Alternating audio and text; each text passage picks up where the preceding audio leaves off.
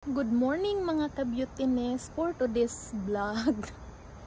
Di ako ang grapes nga usa ka punuan mga ka-beautiness. Kay akong gitriman siya akong gipanguha ag dahon. Nya nagsugod na siya og pangahinog mga ka-beauty.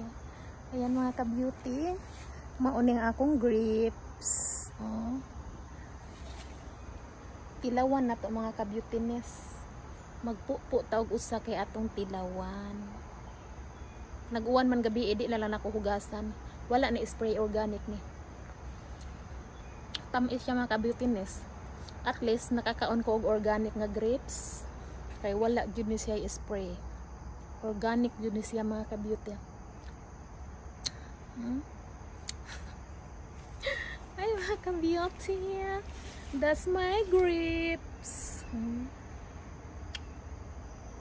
Daghan-daghan ba po siya bunga mga ka-beautiness, pero dili gyud siya parehas sa kanang na ay spray ba. Pero at least organic siya. Okra. Ang akong okra mga ka-beautiness, namunga na siya. Na lang. Di sa gamay nga area, at least natay vegetable nga gitano. Okay. Ay nako. Mora ni ako ang usa ka punuan nga grapes mga ka-beautiness. Nya akong gitriman. At least daghan siya bunga karon. First time din yang bunga.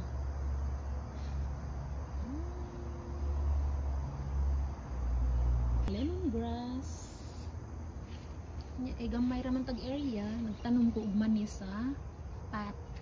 Nga naran ang ka-beautiness, discarte lang. Ug ang akong kamunggay, akong gibutang gitanom nako sa pat kay gamay ra kog area diri sa ako ang bag-ong house nga napalit.